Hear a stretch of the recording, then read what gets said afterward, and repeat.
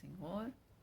Estamos aqui para mais uma leitura, estamos aqui para mais uma reflexão acerca do livro de Coríntios e hoje nós partimos então para o capítulo de número 11, um capítulo que traz questões vivenciadas pela Igreja do Senhor, né, dos dias atuais. Nós vamos refletir hoje sobre dois assuntos diferentes que o capítulo 11 traz. Acerca da liderança do homem e da mulher e acerca da reunião, né, da comunhão da ceia do Senhor. Nós vamos ler então dois pontos do capítulo 11, no início e no final deles. Vamos ler o 11 e a partir do versículo 2 primeiro, que diz assim: Eu os elogio porque vocês sempre têm se lembrado de mim e têm seguido os ensinamentos que lhes transmiti. Mas quero que saibam uma coisa: o cabeça de todo homem é Cristo, o cabeça da mulher é o homem, e o cabeça de Cristo é Deus. O homem desonra sua cabeça se a cobre para orar ou profetizar, mas a mulher desonra sua cabeça se ora ou profetiza sem cobri-la, pois é como se estivesse raspado a cabeça. Vamos lá no finalzinho agora, versículo de número 31, que diz assim: Se examinássemos a nós mesmos, não seríamos julgados dessa maneira, mas quando somos julgados pelo Senhor, estamos sendo disciplinados para que não sejamos condenados com o mundo.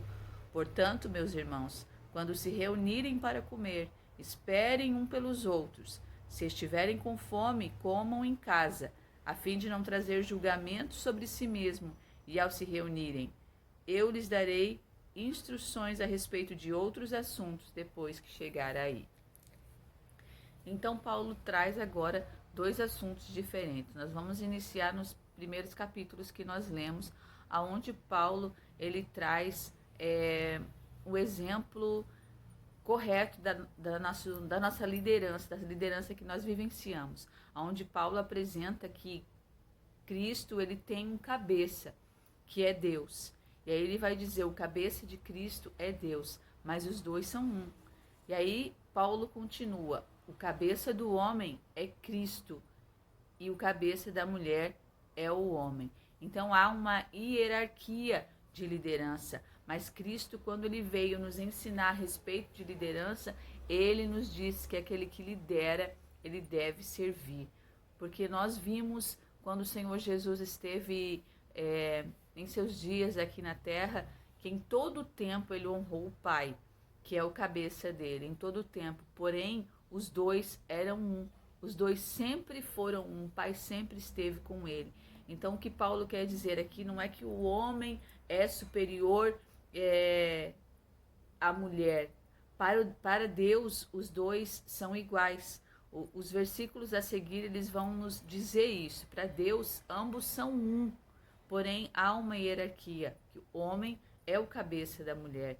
E aí Paulo vai continuar seu ensinamento dizendo que é desonroso, que o homem quando ora com a sua cabeça coberta é desonroso. Segundo os costumes daquela época, devido à cidade de Corinto ser uma cidade muito pagã e cheia de costumes pagãos, era costume dessa época que as prostitutas elas andassem com seus cabelos soltos. Então Paulo vai instruir a igreja de Deus para que eles fossem diferentes, para que existisse uma diferença entre homem e mulher, que é a criação de Deus, e que existisse uma diferença entre os santos, já que as prostitutas é que andavam com seus cabelos compridos e soltos. Então Paulo vai dizer, vocês que são mulheres santas, honrem a sua cabeça, não essa cabeça, honrem a sua cabeça. Paulo está ensinando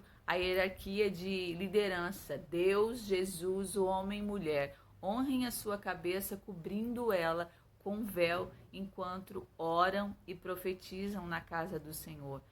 Então Paulo vai elogiar os coríntios acerca de algumas coisas. Até aqui nós vemos Paulo repreendendo e ensinando acerca de tantas coisas que eles estavam vivendo de maneira errada E agora nós vemos pela primeira vez Paulo então elogiando a igreja de Coríntios por algumas coisas que eles estavam fazendo da maneira que Paulo estava instruindo. E mais uma vez Paulo instrui eles acerca de como se portar, de como estar diante da oração ao Senhor e diante do templo do Senhor.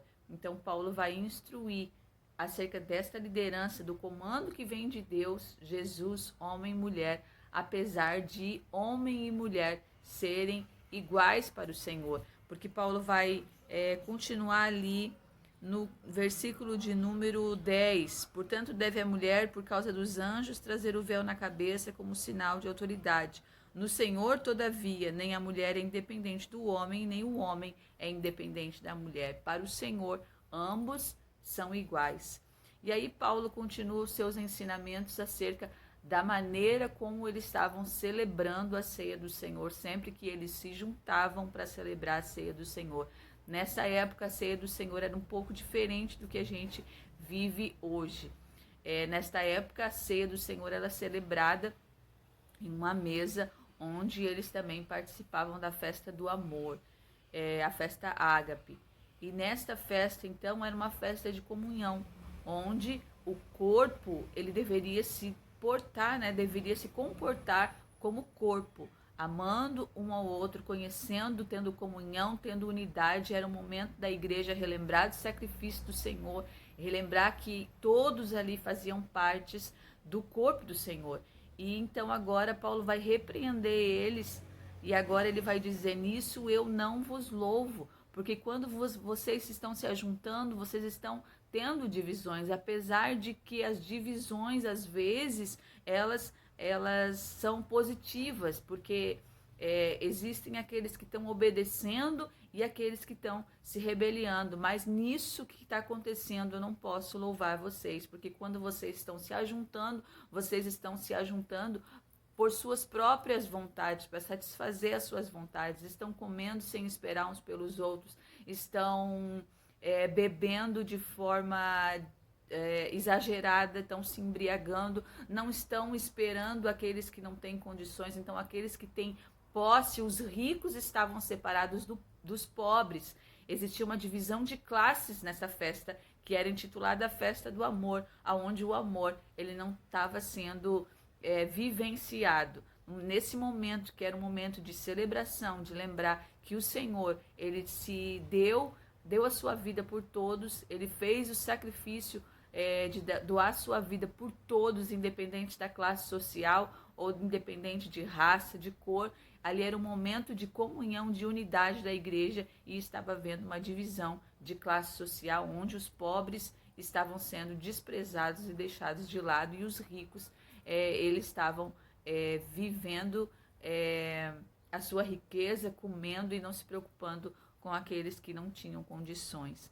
Então, neste momento, Paulo repreendeu eles e lembrou a eles que o Senhor é aquele quem disciplina. Porque se nós reconhecêssemos os nossos erros, Paulo vai dizer, se nós nos julgássemos a nós mesmos, quando nós reconhecemos os nossos erros, não precisa que o Senhor venha nos repreender. Mas assim, quando a gente não reconhece os nossos erros, é necessário que o Senhor venha e discipline para que a gente tome consciência dos nossos erros e faça da maneira certa aquilo que o Senhor nos ordenou fazer. Que você leia esse capítulo e seja edificado por ele como igreja do Senhor. Que essa festa de comunhão, que essa festa do amor que hoje nós celebramos no templo do Senhor, de forma diferente, não numa mesa, mas que nós possamos nos lembrar do sacrifício do Senhor que foi por todos, e que nós possamos ter essa unidade, esta união como igreja de Cristo nesse tempo. Que o Senhor te abençoe em nome de Jesus.